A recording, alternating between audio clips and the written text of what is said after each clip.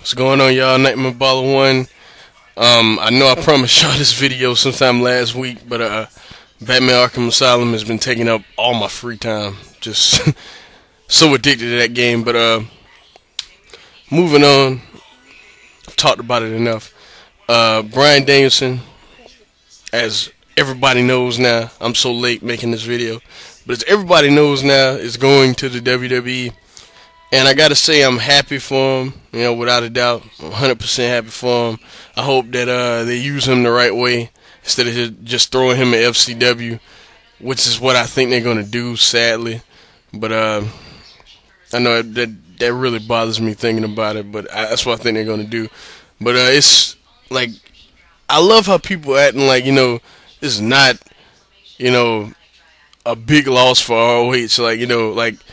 I agree with a lot of people on here that, Ring of Honor is good at building new stars, and Brian Danielson has not been near the main event in a while because he hasn't been under contract, which is true, but this is still Brian Danielson. Like, if they put together a Mount Rushmore of Ring of Honor, Ring of Honor talent, you would see, well, never mind, he probably wouldn't make it on that, but he would be close. He would be, in the discussion, You would have Joe, the Briscoes. How many people on Mount Rushmore? 4? No, 5. You had Joe, the Briscoes, Punk, and you know what? Probably Danielson. So, yeah, he would make it.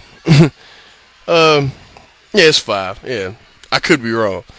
I'm trying to think how Mount Rushmore looks right now. I'm not the best at, identifying landmarks, but y'all get the point. Y'all get the point I'm trying to make. And, just, there was nothing left for him to do. He, won the Ring of Honor world title. He was just putting over guys. There was nothing else for him to do. Time for him to take the next step in his career. And I just hope, that they actually do use him and they actually treat him right and, give him the type of, the type of role he deserves in the E. I feel like first place he should go is ECW and basically be himself. I think he should just do his thing, do the whole best wrestler in the world gimmick, and never change. Always be like the Chris Benoit type guy. Benoit was never, there was never any gimmick around Benoit. Never any over the top gimmick with Benoit. He was just Benoit. He was just the best wrestler in the WWE, and that's what they should do with Brian Danielson. Do I think they're gonna do that? Probably not. They'll probably have him do something retarded. He'll probably, just be in comedy type stuff and things like that. But I think he should just be Brian Danielson. But that's just me. But everybody, all of you guys in the New York area, all of you YouTubers, all of you wrestling YouTubers in the New York area, I already talked to Cool Nerd and said this. I think it shouldn't be said. I'm pretty sure, I haven't talked to him. I'm pretty sure Crazy Mike will be in the house too. But all the rest of you that live in New York, be in the Manhattan Center, September the 26th.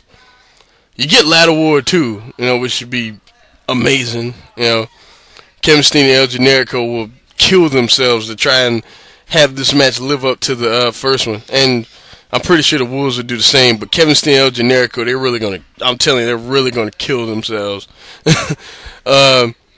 King and Hero, if given time, like it should be, but I'm not sure, but Kingston and Hero should be amazing, because if you guys have seen their loser leaves CZW match, the last man standing match at TPI 07, the main event of the first ever Chikara show in the ECW arena, they have unbelievable chemistry, because both of these guys do not like each other. They really, in real life, don't like each other.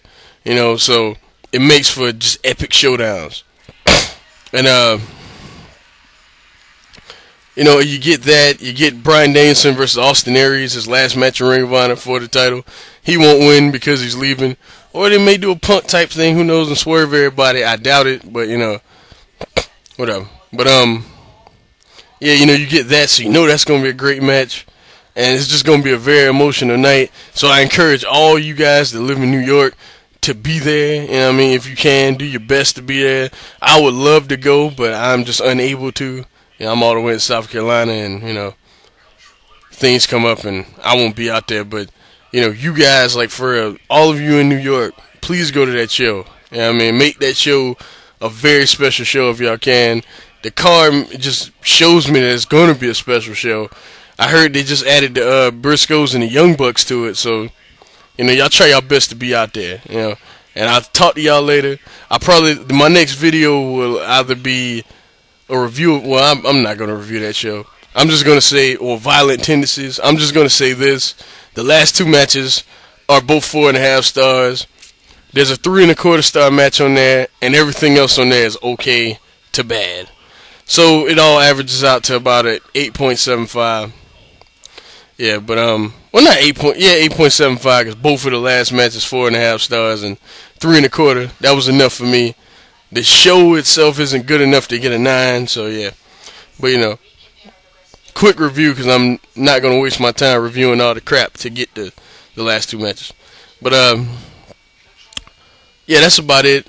Oh yeah, Dragon Gate USA this Friday. Into the Dragon. Everybody, order it. Do whatever you can to see it. Sell a right arm. Whatever you need to do to see that pay-per-view. Because in every single review I've read, every single person that's been there, like in one review I read, it was like someone gave it a perfect 10 and only had one match that was under 4 stars, and that was 3.5. So can't wait to see this show. And I'll talk to you guys later. Peace.